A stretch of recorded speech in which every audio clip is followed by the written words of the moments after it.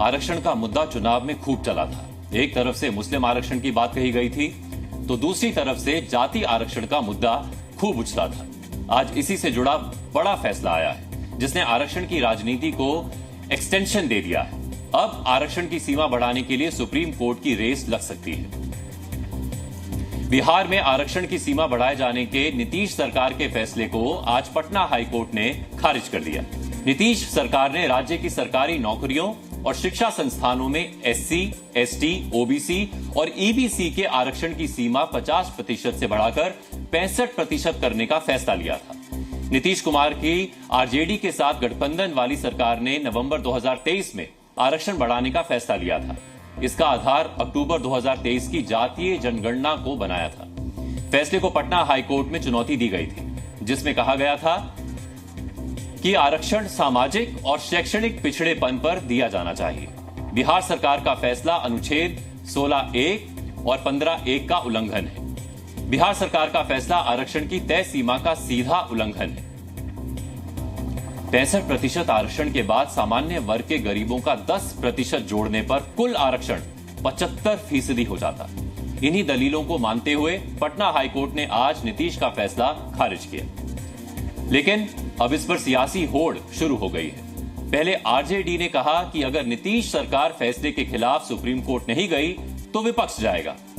बिहार के उप मुख्यमंत्री सम्राट चौधरी ने कहा कि सरकार ही सुप्रीम कोर्ट जाएगी और आरक्षण की सीमा बढ़ाने के लिए पूरी ताकत लगा देगी। हम लोग आहत हुए हैं और ये काम जो है बड़ी निष्पक्षता के साथ किया गया था। जिसको जो अधिकार था उसको हम लोगों ने अधिकार दिया। पता नहीं जदयू के लोग माननीय मुख्यमंत्री इस पे क्यों चुप्पी साधे हुए हैं।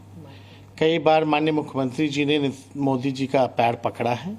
इस बार भी पकड़ के कम से कम अनुच्छेद 9 में जो है इसको करवा ले। अगर बिहार सरकार अगर सुप्रीम कोर्ट नहीं जाएगी तो राष्ट्रीय जनता दल सुप्रीम कोर्ट जाएगी और जो वंचित शोषित समाज जो है उनका अधिकार दिलाएगी।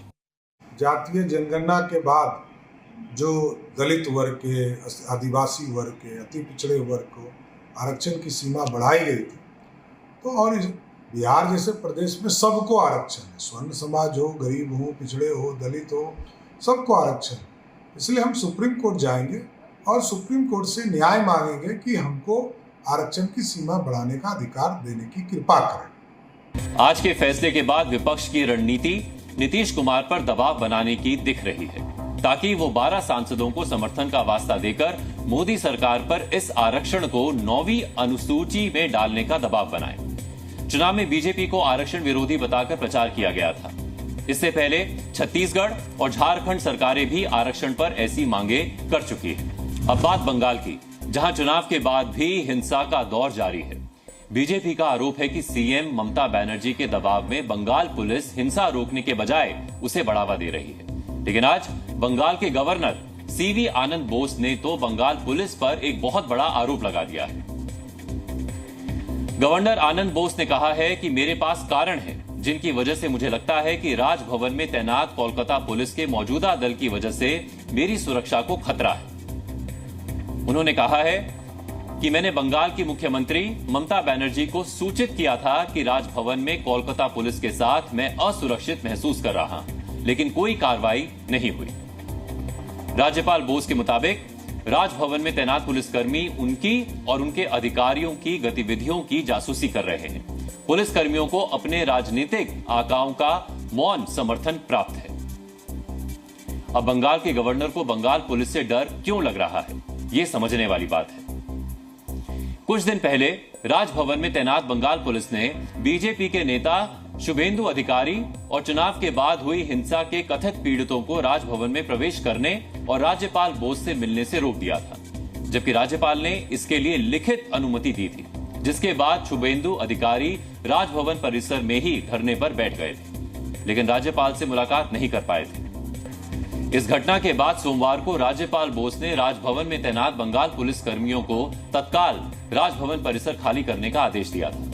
राजभवन के अधिकारियों ने बताया था कि राज्यपाल बोस राजभवन के उत्तरी द्वार के पास बनी पुलिस चौकी को जनमंच में बदलने की योजना बना रहे हैं, लेकिन बंगाल पुलिस ने राजभवन से हटने से मना कर दिया था। और अब राज्यपाल बोस का बयान आया है जिसमें उन्होंने बंगाल पुलिस से खुद को खतरा बताया है और अब इसको लेकर बीजेपी और टीएमसी के बीच बयानबाजी शुरू हो गई है। उनको रहना है तो बीजेपी और सेंट्रल गवर्नमेंट का चापलूसी करना है, वही वो कर रहे हैं। बंगाल में सब सुरक्षित है, सब सुरक्षित है। जब उनके साथ जब बीजेपी का प्रेशर नहीं था, अमित शाह का प्रेशर नहीं था उसके ऊपर, तब वो सुरक्षा में थे। हमारे सीएम को बुला के बांग्ला सीखने की कोशिश कर रहे थे और जैसा अमित शाह का प्रेशर आया, शुभेंदु को अधिकारी का प्रेशर आया, वो सुरक्षित अपने आप को असुरक्षित में असुरक्षित वो बीजेपी से है। जिस दिन चापलूसी छोड़ देगा उसका नौकरी चले जाएगा। Head of the constitution is feeling himself insecure और उसका बाद में भी पश्चिम बंगाल में सरकार जैसे कि तैसे बने रहे, कैसे हो सकता है? It's a total breakdown of constitutional machinery. अगर उसका ऐसा स्थिति है तो पश्चिम बंगाल का आम जनता का स्थिति कैसा है? जी न्यूज़।